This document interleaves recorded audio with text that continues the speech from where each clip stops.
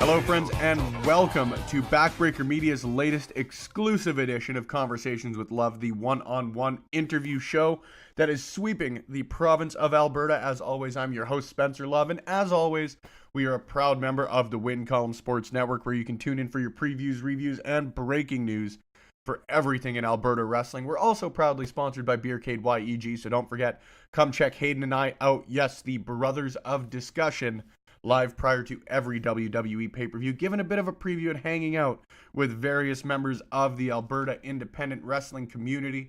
And speaking of, ladies and gentlemen, I am very, very excited for today's interview, purely because, you know, we talk about members of the Alberta independent wrestling community, and this, for me, is one of the biggest stars to come out of it. Today, we're very excited to have Angelica, the Bombshell, on the show. Former RCW Women's Champion, a PPW star down in Lethbridge, which we talk about a little bit, but I am very, very excited to go and check out sooner rather than later. We chat about her career. She's had a long career, at least as far as accolades go in Alberta's standards. You know, just a few years into her wrestling career, she's already gone down and wrestled in Mexico. Just getting back, actually, when we recorded this, from British Columbia,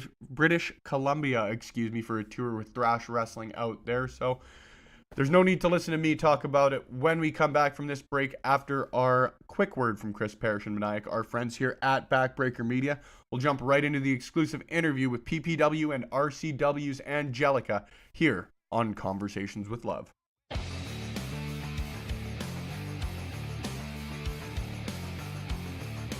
If you like podcasts and you are listening to Backbreaker Media, then you should listen to me, Chris Parrish, and myself, Maniac, and the Sounds of Struggle, because we are literally the most entertaining duo you'll ever come across in Western Canadian wrestling, baby. We talk about things like wrestling and other sports we like.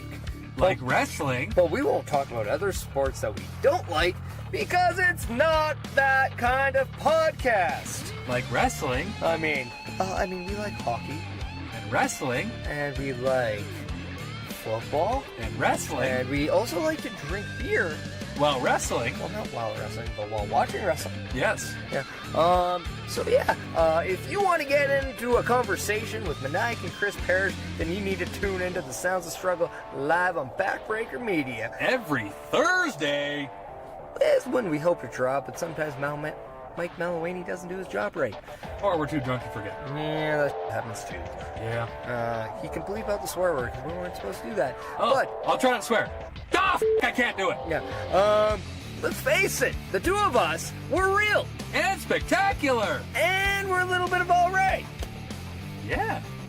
We're also strugglicious. That we are. That was kind of the key. Supposed to be strugglicious. Oh, sorry, I'm drunk. Yeah. So, if you don't want to listen to us, then no, you're stupid, because we're entertaining. And if you want to listen to us, then come listen to us on Backbreaker Media. Yeah. Later, he said. Later, bitches. Welcome back to Conversations with Love on the Backbreaker Media Network. We are a proud member of the Win Column Sports Network, proudly sponsored by Beercade YEG, and I am your host, Spencer Love. As mentioned before the break, I am joined now by Angelica, the Bombshell, one of the, in my opinion, and I think a lot of people's opinion, one of the top female wrestlers in Alberta today. Angelica, before we get into it, how are you doing? And thank you for joining me on Conversations with Love. Well, thank you, Mr. Love, for having me. I am super excited to be chatting with you today. Aw, me? I appreciate it. It's kind of nice people are getting excited to chat with me. Normally, it's just like, well, here's this guy who's a fan who, like, when I started doing this, the reactions I got from some people, it was like, okay, this could either go really, really well, or it could just be some idiot who wants to talk to a wrestler. So I'm glad people are excited now. Oh, definitely. No, podcasts and interviews are super popular, and I'm always happy to be a part of them. So thank you. Well, and so are you, not to sort of toot your own horn for you, but you are just coming back from BC. You just toured Mexico for the first time. You're a former RCW Women's Champion. I guess let's start with BC because you're just coming back. How was the weekend? It was wonderful. We were in Vernon Friday night and Penticton Saturday night for Thrash Wrestling. Mm-hmm. we always have a good time when we're out there. I wrestled Jade both nights, and she is fantastic. We had a wonderful time. Awesome, awesome, awesome. You said you've been out there before. Has it always been for Thrash, or where else have you wrestled out there? I wrestled last year for Thrash, and before that, I've been out there a few times for All-Star Wrestling, Mm-hmm. and I think once for Invasion, but I was just managing and valeting there. Yeah. But, Very cool. How did you get your start in wrestling? Like you just mentioned, you're a valet. I am someone, and I speak like a lot of this with a lot of the PPW and RCW wrestlers. I am sort of familiar with a lot of your work, but a lot of your past stuff I don't know a ton about. So you mentioned you've valeted, you've managed. How did you get your start in wrestling? So I have always loved wrestling. I used to watch it more in elementary school when I was about 12, fell in love with Steve Austin and all those badass guys back then. Yeah. Yeah, I kind of fell out of it for a while and then kind of got a little bit back into it after high school. Mm-hmm. And I didn't even realize there was wrestling in my hometown where I kind of grew up in Edmonton around there, and I'd never seen an indie show at all. So just kind of looking online and had a bit of push from friends to go attend a mini camp at Monster Pro Wrestling. So I did. I fell in love with it and then decided to go to Lance Storm to get trained up by him and just started working for MPW as a valet, and they put me out there and I really loved it and just kept pushing. Very, very cool. What do you think the biggest difference between MPW and Storm was? Because as far as I know, you're the first person I've talked to that's really gone to both camps. So what's it like between MPW and training with Massive and training with Lance Storm? Oh, I loved both. Very different dynamics. I found MPW is more kind of family-based. They already had a family of wrestlers when I first went there, and they welcomed me with open arms. Lance Storm was a little more intimidating, learning from him, and I had a bunch of guys from all over the world, and even Australia and the States come. I was the only girl by the end of it, so it was a little bit more intimidating there, but I always had my MPW family back me up, too. Yeah, and MPW, I would assume, is where you had your first match as well? For CWC down in Red Deer was my very first match, but then second and third ones were for MPW as well, yeah. What do you remember about your first matches? Oh, goodness. I feel like that's everybody's reaction when I ask them about that. It's like, how was your first match? And like, frick, I don't even remember who it was. They were like, oh, it was shit. Completely the worst thing I've ever done, but it was pretty scary. I remember not knowing what the hell I was doing and kind of thinking, why am I doing this? And I felt confident days before, but once it was time to actually go out there and do it, I was, scared out of my mind. Who did you face? I teamed up with Kid Cyrus from MPW. Oh, I like Kid Cyrus.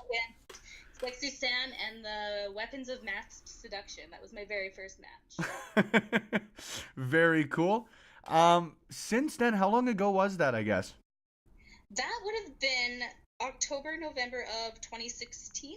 Okay. So, like, 2 years, not to say that you're not a veteran in the ring, but, like, 2 years isn't a long time compared to a lot of people. So, how do you feel you've been able to progress so quickly? Because, like, I'll get you to talk about it here in a second yourself, but, like, you're an RCW women's champ. Going down to Mexico is no small feat for anybody, nonetheless, someone who's only been wrestling for that long. So, like, how do you feel you've been able to make so much progress in just over 2 years? I'm going to correct you. I'm RCW Women's Formers Champion, and they actually took the title belt from me. Oh, I did it again. Damn it. But I've done this twice. Every time I try to plug you, because, like, man, you're a hell of a champ. I guess that's why I keep dropping the ball on that one. And maybe I just don't want to give Envy her cheap plug on here. Anyway, I'm super excited to be where I am now. I've had so much experience being lucky enough to travel to BC and all over Alberta. And then, like you said, in Mexico, I've had just the honor of going down there. And I've learned so much from a lot of people everywhere down in PPW in Lethbridge, where I am right now. The guys are so experienced and so helpful and so welcoming, and they always want to help me learn more and help me to get better. And it's amazing, amazing experience. What's the difference between wrestling in Mexico and in Canada? I mean, I mention it pretty well, I'm sure, in every podcast. People are sick of hearing me say it, but like, I've never wrestled a day in my life, so I would have to assume there's a language barrier and stuff along those lines. But what do you think is the biggest difference outside of that? They are fast, and it's not an understatement. I had the privilege to go watch and attend one of their training sessions, and oh my goodness. Yeah. Language barrier aside, I had a hard time keeping up with these girls and guys, and they were just incredible, and their passion for the sport of wrestling, like, they really love it. It's something beautiful to watch, and if you can get the chance to go down there to watch a real lucha show, definitely do it. What's the next goal for you? Would you Japan, UK? Where's the next move for Angelica? Honestly, I would love to go anywhere. Japan, UK. I think even this summer I'm planning a cross Canada trip. So I want to hit everywhere I can in Canada, branch out to the States, and then Japan and the UK. Yeah, all of it. I want to do it all. Very, very cool. Now, I know travel's a huge thing. I would assume for a lot of wrestlers, but let's talk a little bit about Lethbridge, because I've unfortunately never had a chance to go down and watch a PPW show myself, but I've gotten a chance to get familiar with a lot of the wrestlers down there, including like yourself, Sydney Steele, Parrish. What do you think is unique about wrestling down there? Because there is a difference between wrestling in Edmonton with just under 1 million people and Lethbridge with just under 100,000, but I almost feel like in the smaller towns, or I use smaller towns with air quotes, like, you almost get a bit more of a passionate fan base, right? Our fans in Lethbridge are wonderful. They are even close friends to a lot of us. They're friends on social media. They'll come up anywhere in the streets and just say hi and like have a good conversation. They're very personable. I love these fans down here. They definitely make our shows worthwhile. Like, we would not be anywhere without them. And the wrestlers here are incredible, and just they have such a passion about putting on an amazing show that I just respect everybody down here. 100%. Even from the videos, I mean, I'll give my cheap plug for Mike the Ref and Backbreaker Media, but all of the shows that I've gotten to watch, I'm very, very excited for my first shot to go down there. I actually have a couple friends down there that I've been trying to convince. They're not wrestling fans in the least, but like, for me, and I'll ask you here after I sort of ramble as per frickin' usual, there's nothing that I think makes people fall in love with wrestling. Like, you can watch all the Monday Night Raw you want, but going to an independent show is a whole different experience as far as I'm concerned. Like, it's what made me fall in love with it. So, do you remember just attending your first independent show? I do remember it. It wasn't actually, I didn't go to an independent wrestling show until I became involved with wrestling. Really? I didn't, yeah. Cool. So my first independent show, well, I mean, I went to one MPW show before I started training, but that was after I had my first kind of training session with them, so I already knew about it, knew everybody involved. Yeah, just to sort of check it out and get familiar, I'd sort of guess. Yeah. Mm-hmm. Very cool. But it definitely was a difference going to a show and being a part of it and having all of the wrestlers interact with you rather than being 51st row at a WWE show and barely being able to see what's going on. 100% agree. And like, I say it fairly often, but I think that's one of the coolest things for me about coming out to an independent show. Like, you do get that personal experience. It's a huge reason that I fell in love with it. Is it's not just, like you say, you're not seeing Seth Rollins from row 51 of section 303. Like, you're front row, you get to meet everybody in the crowd, you get to, you know, like, I get to sit and talk to a former RCW women's champion. It's pretty cool, right? During that time, yeah. Hopefully soon to be champion, two-time champion again. Well, 100%, and you've got a couple of matches coming up. Unfortunately, not for the championship coming up this Friday, but you're in a mixed tag match against Pride and Envy with Dylan Stone. And then Saturday, I think you've got the one-on-one no DQ with Envy, correct? I do, yep. This Friday I'm tagging with Dylan Stone against Pride and Envy. They have a lot coming to them. And then Saturday, I'm really excited to be one-on-one with Envy again. No DQ. She's got nowhere to run, no one to help her out. This is going to be just what I need.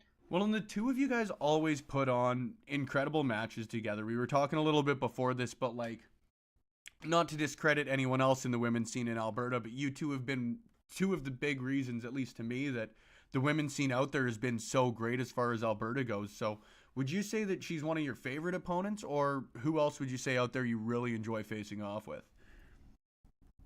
That means a lot to me growing up in Alberta wrestling with her. We both attended, I was there for her very first training session. We have gone through so much together. She's definitely someone memorable to me, and I always have a good time facing off with her in the ring. We're good friends, but better enemies. Like, we know how each other tick. We know how to, I guess, one up each other. So I've always had a good fight with her. Some of my favorites, oh gosh, I have so many. I was in a tag match with Joey Ryan against Bambi Hall and Matt Ecstatic out in All-Star Wrestling in BC, which is super memorable to me. So very cool. With Sydney Steele down in Lethbridge here against Kato and Soraya Sawyer. That's one of my top matches as well. Yeah. It's like, it's so cool for me because, like, you mentioned both of those matches, and like Kato, someone else who I've really started to get familiar with over the last little bit. Like Soraya Sawyer, I've been lucky enough to have on the show as well. Is there anybody that you really want to face off with, whether in Alberta wrestling or anywhere else, but who's on the hit list for this year? I guess my top one would be Nicole Matthews again. I had an amazing time when she was out in RCW, but I would really like to face off with her one-on-one. Have you ever wrestled for ECCW? I have not. No, they are on my radar. Okay. Who else, like, as far as promotion-wise, would you want to go out and wrestle in? Or wrestle for, I guess? Everywhere I'm open. Like, I really want to get out there all over Canada, all over the States. I don't have anyone on my specific radar coming up right now, but I am looking to just travel everywhere and do it all. I guess with the travel then, like, it moves on to the next question. Would WWE be the end goal for you? Or I guess any promotion that gave you the ability to travel like that? What's the overall goal for you? I want to wrestle. I want to go anywhere I can, face off with as many people as I have heard of upcoming or who are already established who I've faced off before. I just want to get out there, and I would love to do this for TV, do this honestly every night if I could. It's what I'm really passionate about now. That's very, very cool. I mean, I don't know what else to really say about it, you know? I love people who just love wrestling, I guess. Who's your current favorite wrestler out there right now? If you had to pick one. If I had to pick one. One. Only one. Okay, let me see. Oh, I cannot pick one. Are you Well, I'm sorry it happened. I knew you were going to ask that too. Well, of course. I can't be unprepared. I have always really been a big fan of Charlotte Flair, going back to when I guess watched it when she first came out, and she's just always been so beautiful and confident. Coming from Ric Flair, I mean, that man was amazing to watch too. So she's always kind of been my top. How do you feel about her going into this WrestleMania season? I mean, there are a lot of people out there who don't love the fact that she's involved in sort of the Ronda, Becky, I guess now Charlotte triumvirate feud. Do you think she belongs there, or would you rather see a one-on-one Ronda Rousey Becky Lynch match? What Becky Lynch has done in the past several months is incredible, not only for just women's wrestling, but it's really going to put her at the top. She is in everybody's head when it comes to wrestling, not just in a sense of women's wrestling, and she's really built this feud up. I love it that Charlotte's in the mix just because I am a big fan of hers. Yeah. I think everybody was kind of rooting for that Becky and Ronda Rousey match, but we'll see. Fair enough. I guess how much do you think that this WWE women's evolution or revolution or whichever they're calling it now, because they've changed it a number of times, but how much do you think that sort of trickled down into Alberta wrestling? Like, you've been around long enough that you would have a bit of a grasp on that.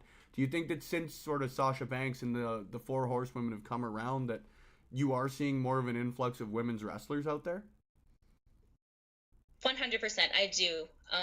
Especially there are a lot of young girls who come up to me at every show I'm at, who talk about the WWE women wrestlers, who talk about the Alberta indie wrestlers, saying how they are so inspired and want to do the same thing. And thinking about it, that's kind of what got me into it as well. And a lot of women I know, it's women's wrestling has just jumped up so much, and we have a lot of people to thank for it. It's really grown, and now we can hold our own in the ring against these big guys, and it's incredible.